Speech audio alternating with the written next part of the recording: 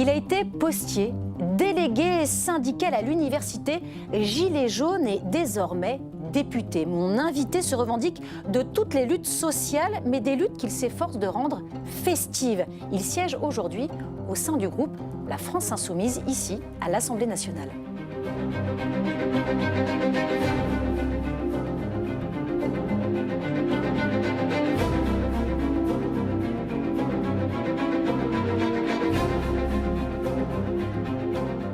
Bonjour Christophe Bex. Bonjour, merci pour votre invitation. Non, de rien. Quelques mois après votre élection en 2022, vous avez posé une question au gouvernement sur les problèmes de pouvoir d'achat des Français. Ça a été l'occasion pour vous de porter dans l'hémicycle le combat que vous avez mené en tant que gilet jaune. On vous regarde. Il y a pratiquement 4 ans, jour pour jour, des femmes et des hommes se levaient. Revêtus d'un gilet jaune, ils et elles occupaient les ronds-points, manifestés partout en France. Ils ont été insultés, stigmatisés et victimes d'une violente répression. Leur faute, avoir repris et chanté, on est là, on est là. Même si Macron ne le veut pas, nous on est là. Pour l'honneur des travailleurs et pour un monde meilleur, même si Macron ne le veut pas, nous on est là.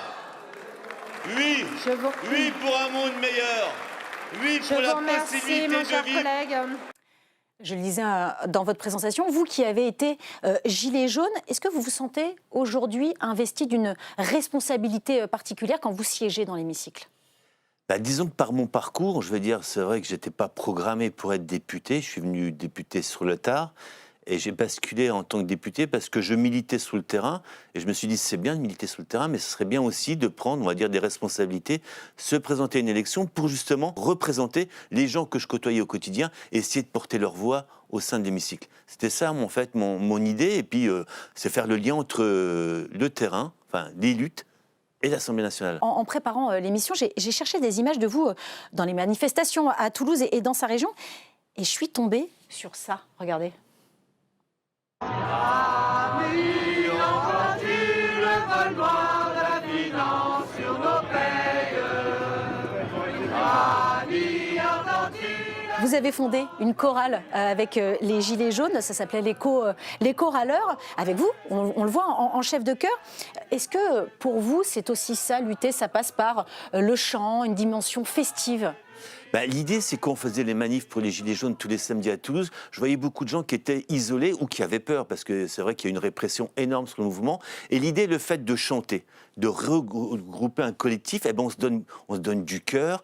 Et il y avait un côté plus fort. Enfin, quand on chante, il y a la voix qui porte. Et on entraînait des gens qui sont venus nous voir. Et petit à petit, le groupe s'est constitué 10, 15, 20, 30, 50 personnes qui se mettaient à chanter. Et ça donnait une force au mouvement et on était reconnus. Alors, les choraleurs des Gilets jaunes, c'est en référence justement à ce qui s'est passé au début des années 80 avec les groupes alternatifs, quoi. Les Gilets jaunes ne sont pas votre premier combat. Vous avez été postier pendant 16 ans. Est-ce que c'est là-bas, est-ce que c'est au sein des PTT que vous avez mené vos premières luttes ? Alors, rentrer au PTT, c'est vrai quand on parle des PTT, des gens ne savent plus ce que c'est. Moi, ça m'a permis déjà, je suis un enfant de la ruralité, j'ai fait des petits boulots, puis après j'ai passé un concours catégorie C, la fonction publique, les PTT. Et quand je suis arrivé dans une période où justement les PTT étaient en crise, parce qu'on a détruit les PTT, administration d'État pour en faire une société anonyme, et ça, du coup, ça m'a donné aussi une conscience de lutte, parce que c'est...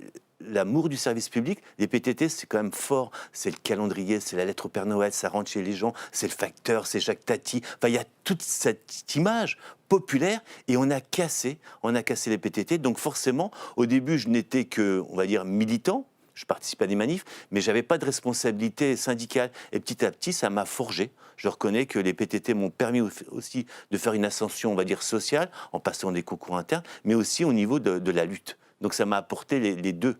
Vous avez ensuite travaillé à l'université Jean Jaurès de Toulouse, où vous étiez donc délégué syndical. Vous avez aussi combattu le projet d'enfouissement de déchets nucléaires à Bure et participé à Nuit debout. Lutter, finalement, c'est une seconde nature chez vous, c'est inscrit dans votre ADN ? Ben, partout, il y a de la lutte. Alors, on a parlé des Gilets jaunes, mais Nuit debout, c'était avant les Gilets jaunes. Et c'est toujours intéressant de voir comment va se passer justement la lutte, comment les gens s'organisent. On vient en observateur, on essaye de participer. Et c'est vrai que c'est toujours intéressant quand le peuple se met en mouvement. Parce qu'il y a des élus, mais si on n'est pas porté par les gens, si on n'est pas porté par la lutte, nous, on ne sert pas à grand-chose. Moi, quand je parle à l'hémicycle, dans l'hémicycle, quand je vais en circonscription, ça j'adore aller en circonscription, rencontrer les gens, ça permet aux gens de se conscientiser. Je veux dire, ils vont se mobiliser contre une antenne, ils vont se mobiliser contre une fermeture de classe, et les gens, ça va les toucher personnellement, et du coup, peut-être que cette lutte-là va leur permettre d'élargir leur conscience et de militer pour d'autres comme j'ai fait, moi j'ai milité pour justement au sein des services publics, au sein des PTT, et ça m'a permis après de déborder ma sphère personnelle, c'est-à-dire que la sphère après publique est une sphère beaucoup plus large, comme les Gilets jaunes. Vous avez adhéré au parti de gauche de Jean-Luc Mélenchon vers 2012. 5 ans plus tard, vous êtes présenté aux législatives sous les couleurs de la France insoumise. Cet engagement politique, c'était tout simplement la suite logique de vos engagements syndicaux, de vos luttes syndicales ? Oui, c'est ça. Au moment des élections de 2017, il y a Macron qui est élu président et je me suis présenté, il y a eu un consensus pour ma candidature en 2017 et le but c'était d'avoir un pied dans la rue, comme je dis souvent, et un pied dans l'hémicycle pour faire remonter, parce que c'est bien, on peut lutter, mais il faut aussi faire passer des lois pour essayer de faire changer la vie des gens. C'était cette bascule-là que j'ai opérée, un peu tard, parce que n'ayant pas, on va dire, le profil d'un député, comme je dis, j'ai un enfant de la ruralité, j'ai pas fait d'études supérieures, mais c'est mon vécu, c'est mon expérience qui m'ont dit, vas-y, c'est le moment d'y aller, il y a une fenêtre et on y va, quoi. Aujourd'hui, vous vous sentez légitime en tant que député ? La légitimité, c'est toujours compliqué, parce que oui, je me sens légitime parce que j'ai été élu, légitime vis-à-vis des citoyens et des citoyennes. Mais après, dans le milieu député, quand on rencontre des gens qui sont là depuis des années, il y a quand même une petite barrière sociale, je veux dire, au niveau même de mon cursus. Moi, comme je dis, c'est mon vécu, c'est mon expérience, mais j'ai pas les capacités, on va dire, intellectuelles, ou j'ai pas... Et puis je suis un député, même si je suis un jeune député, je suis un vieux député. Dans mon groupe, je suis le deuxième plus vieux, quoi. Donc la légitimité, ça se construit jour par jour, mais j'ai mon expérience qui parle pour moi, quoi. Dans un article qui vous était consacré, vous avez cité l'historien américain Howard Zinn, qui disait « Tant que les lapins n'auront pas d'historien, l'histoire sera racontée par les chasseurs ». Est-ce que vous luttez aujourd'hui pour que les lapins puissent écrire un jour l'histoire face aux chasseurs ? L'histoire populaire, c'est vrai qu'on regarde notre histoire, elle est toujours écrite par les vainqueurs, ou par l'histoire de France, c'est l'histoire des rois. Et moi, ce que j'adore, c'est ce qu'a fait Howard Zinn ou d'autres en France qui écrivent justement le quotidien des gens. Et l'histoire au niveau horizontal. La micro-histoire, ce qu'on appelle la micro-histoire, voilà, aussi. Et qui nourrit les luttes et qui met en valeur justement les hommes et les femmes qui sont souvent oubliés dans notre histoire populaire. Parce que s'il n'y a pas d'histoire populaire, il n'y a pas d'histoire tout court, quoi. Il y a une personnalité qui tient une place particulièrement importante dans votre engagement politique, c'est François Ruffin. Je crois qu'entre vous, tout a commencé dans son journal Fakir en 2014, c'est ça ? François Ruffin, justement... Quand on parle d'histoire populaire, lui, il fait un journal, enfin, c'est plus lui qui gère le Fakir, mais c'est un journal d'enquête sociale, donc il va au plus près des gens et il laisse la parole aux gens. Il ne se met pas en valeur, et puis il a la capacité, avec son écriture fluide, de relater tout ça. Donc Fakir, j'ai adhéré tout de suite et je me suis dit, tiens, je vais être préfet fakirien, c'est-à-dire promouvoir Fakir dans la région toulousaine. Et puis avec le film Merci Patron, ça lui a donné un éclairage national et forcément c'est une personne qui m'intéresse. Quand François Ruffin a quitté la France insoumise, vous avez partagé les mêmes critiques que lui à l'encontre de Jean-Luc Mélenchon, mais vous êtes resté au groupe La France insoumise, dans lequel vous siégez toujours. Pourquoi ? À cette période, c'est juste avant le deuxième tour des élections législatives, j'ai des doutes. J'ai des doutes, je me pose la question, est-ce que je vais rester au sein du groupe de la France Insoumise ? Et puis par la suite, en analysant, en se posant, en réfléchissant, je me suis dit que l'endroit où je pourrais le mieux lutter, c'est au sein du groupe de la France Insoumise, au niveau des idées et au niveau du programme. Comme je dis toujours, Jean-Luc Mélenchon, Clémentine Autain, François Ruffin sont des gens qui passent comme avant, Léon Blum, Jean Jaurès. Moi, ce qui me porte, ce sont les idées et les conquis que nous avons eus tout au long des luttes sociales et qu'il faut préserver et même élargir. On va fêter justement les 80 ans de la sécurité sociale. Oui. Et donc c'est sur ça qu'il faut se battre. Et après, les gens qui passent, ce sont des éclaireurs qui nous portent. Et Jean-Luc Mélenchon a ce rôle-là, qu'il a réussi à reconstruire une gauche, tout simplement une gauche, en France. Et grâce à lui, il existe encore une gauche en Europe et plus particulièrement en France.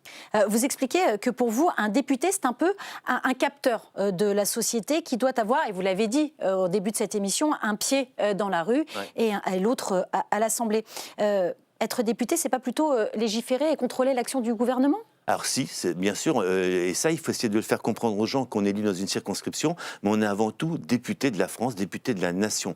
Mais on est rattaché à une circonscription qui nous nourrit justement. Quand on va faire des propositions de loi, quand on va faire des amendements, on se nourrit de ce qui se passe dans nos circonscriptions. On va rencontrer les agriculteurs, les petits commerçants, les enseignants, les élus. Et ça on fait des auditions, on va dire, en direct. Et puis moi, je me nourris aussi de mon quotidien. Je prenais le train tous les matins, je connais les problèmes de transport pour aller travailler. Donc tout ça, ça nous nourrit. Et j'ai besoin, si je reste enfermé dans l'hémicycle, je reste dans une bulle, je vais côtoyer d'autres députés. Et puis on va se dire, mais tout va bien ici. Parmi les combats que vous menez justement ici à l'Assemblée, il y a la défense des services publics, on l'a évoqué, et puis il y a la légalisation encadrée du cannabis. Ce sont vos capteurs de la société qui vous ont amené à parler de ce sujet, à le mettre en avant ? La légalisation du cannabis, on voit bien que c'est un échec depuis des années. C'est pas moi qui le dis, il y a même un ministre de l'Intérieur qui l'a dit à l'époque de Jospin, et qu'il faut aller vers cette voie-là. Il y a des expériences qui ont été faites, que ce soit en Allemagne, au Canada, ou même au Portugal. Ils ont dépénalisé toutes les drogues, mais on voit bien que c'est un échec actuellement, et que je m'appuie sur le rapport du CESE, qui était pour une légalisation encadrée du cannabis, justement pour qu'il y ait une réponse sanitaire et non pas judiciaire à la consommation du cannabis. Qu'est-ce que vous répondez du coup à Bruno Retailleau, donc le ministre de l'Intérieur, qui déclare la légalisation du cannabis aboutirait à augmenter la consommation. À côté des réseaux légalisés se développe toujours le marché noir. Qu'est-ce que vous lui répondez ? Je suis d'accord avec lui quand il parle des jeunes qui fument. Il y a énormément de jeunes qui fument et que là, c'est dangereux le cannabis quand on a moins de 18 ou 21 ans. C'est pour ça qu'il faut l'encadrer. C'est pour ça qu'il faut une réponse sanitaire et non pas un jeune qui va fumer du cannabis. C'est pas en l'arrêtant, en le mettant en garde à vue que ça va aller mieux. Il faut justement permettre un encadrement sanitaire et on pourra réduire la consommation que si on contrôle, si l'État contrôle la distribution, la production et la consommation du cannabis. Très rapidement, d'un mot, si vous vous intéressez tant à ce sujet, c'est parce que vous-même vous fumez ? J'ai fumé du cannabis comme, je crois que la moitié des Français ont fumé du cannabis. Très gros consommateur européen. On est le plus gros consommateur et on pénalise le plus. Donc il y a un petit problème, monsieur Retailleau. Je vous propose maintenant de conclure cette émission avec un quiz. Et je vais vous proposer des phrases que vous allez devoir compléter. Si je vous dis, quand on a été postier, siéger à l'Assemblée... C'est magique. Enfin, c'est porter le courrier. Voilà, c'est porter le courrier des gens. Donc je continue mon rôle de messager. De facteur. Voilà. Dans la chorale des députés LFI, la plus belle voix... On a des très belles voix. Mathilde Panot a une très belle voix. Ah, donc elle pourrait justement être le cœur, justement, en tant que... Chef de chœur, peut-être. Chef de chœur, voilà. Je porte une casquette, car... C'est en hommage un peu aux luttes. Et puis mon père portait une casquette aussi. Et donc il y a quelque part une petite tradition. Et puis c'est pour se préserver de la tête, parce que j'ai plus de cheveux. Et ça me préserve aussi la tête. Mais il y a un petit message avec les luttes ouvrières, le Front populaire. Et puis en hommage à mon père qui malheureusement est disparu. Merci beaucoup, Christophe Bex, d'être venu dans La Politique et moi. Je vous remercie.